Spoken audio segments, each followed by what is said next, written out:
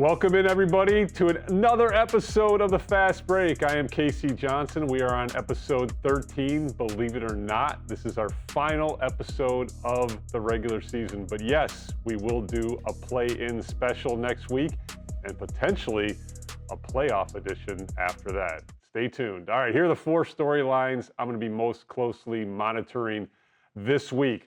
Obviously, the play-in race. We are taping this on Monday before the Bulls tilt in Cleveland on Tuesday. Obviously, this is where things stand. The Bulls currently reside in the 9th seed. They are 2 games behind the Orlando Magic. They are 1 game back of the Atlanta Hawks, and they have a 1-game lead, which is essentially a 2-game lead on the Miami Heat because they hold the tiebreaker over the Heat. They do not currently hold the tiebreaker over the Atlanta Hawks, although there is still a chance that they could possess that tiebreaker. They do hold the direct head-to-head tiebreaker with the Orlando Magic.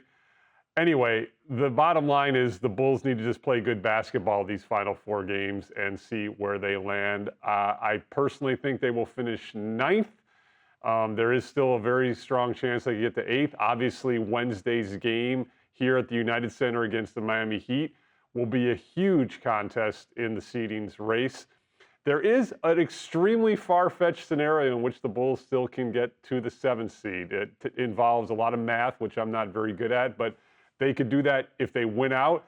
There's an even slimmer chance they could achieve the 7th seed if they finish 3-1, but that would take a whole lot of help and machinations from their opponents. Here is the remaining schedules for these 4 teams. The Magic face the Hawks and the Celtics at home.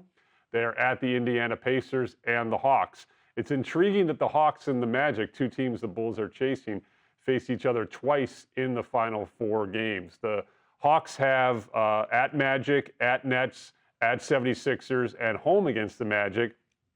Bulls obviously finish at Cavs, host the Wizards on Friday after that big tilt Wednesday against the Miami Heat, and then close on Sunday in a matinee against the 76ers.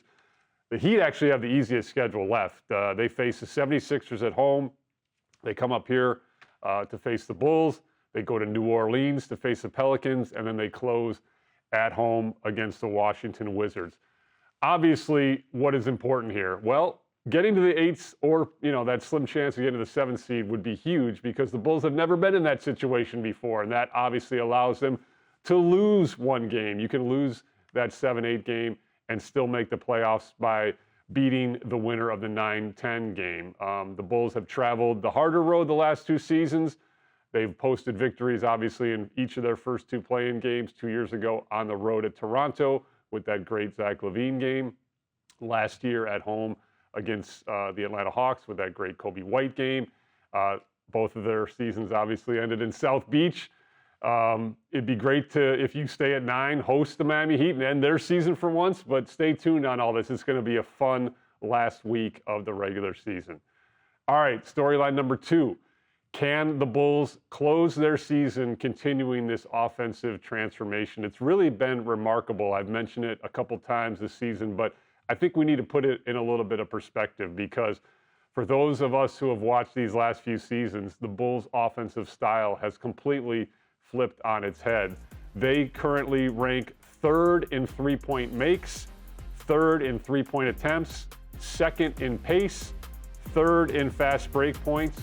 And how does this contrast with last season when they were obviously more half-court centric, more DeMar DeRozan centric? They were 27th in 3-point makes last year, 26th in 3-point attempts, 28th in pace, and 26th in fast break points. So it's really, again, remarkable how Billy Donovan and his staff have changed the offensive philosophy and gotten the buy-in from the players that they have all season long. It's crazy, though. The offensive rating is actually lower this season than last season. It's at 113.2, and that's 20th in the NBA. Last year, they were at 114, 19th in the NBA. So that's almost exactly the same as last season. Why does this look more entertaining? Because it is. They are getting up and down the court. They are playing fast. They've scored 115 or more points in 10 straight games. That's a franchise record. That 3rd ranking in fast break points speaks to their commitment to playing fast. Obviously, they've joined the modern NBA with their three-point attempts and makes, so that's been more entertaining to watch. Obviously, we all appreciated DeMar DeRozan's greatness, and this is not dependent all just on DeMar DeRozan, but it was much more half-court centric, much more slowed down, not as entertaining or aesthetically pleasing of a style of basketball to watch.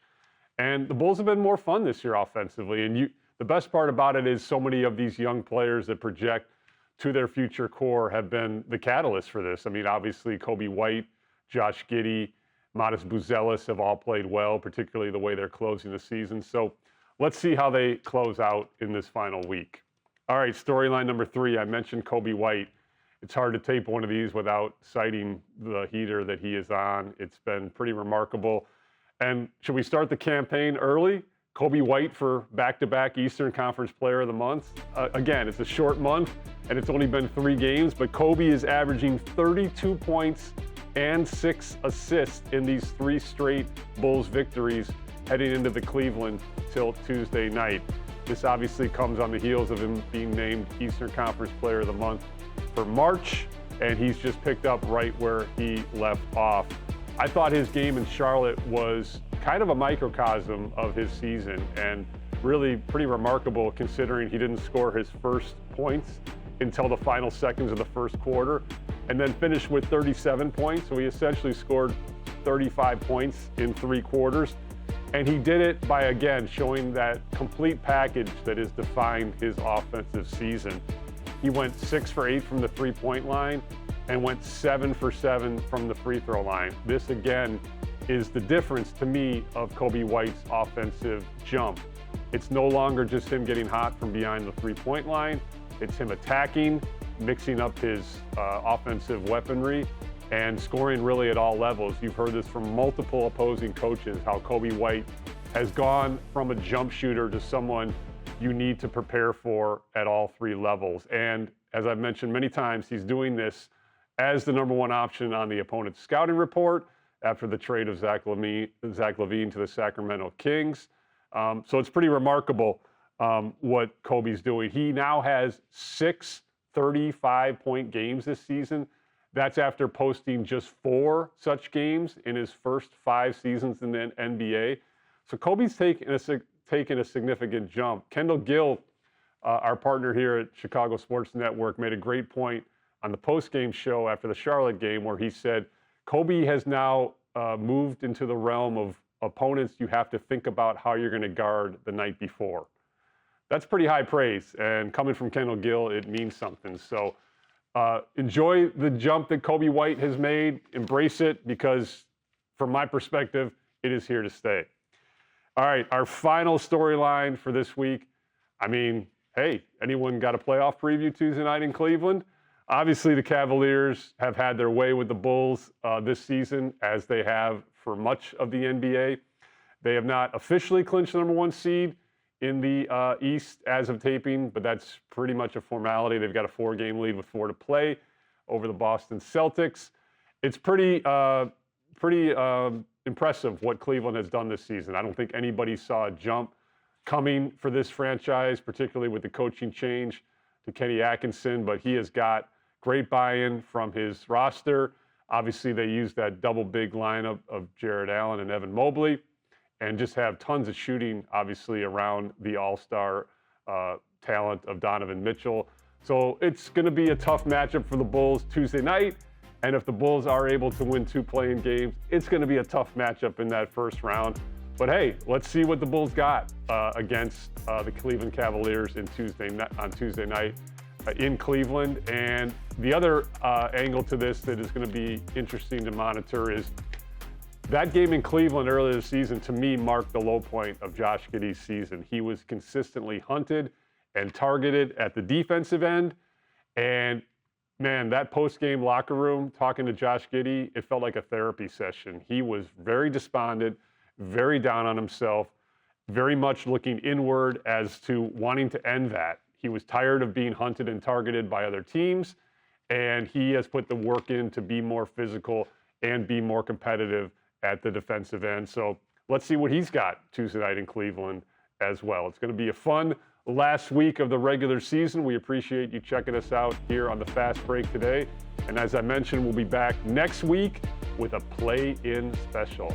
Until then, thanks for watching. We'll catch you next time.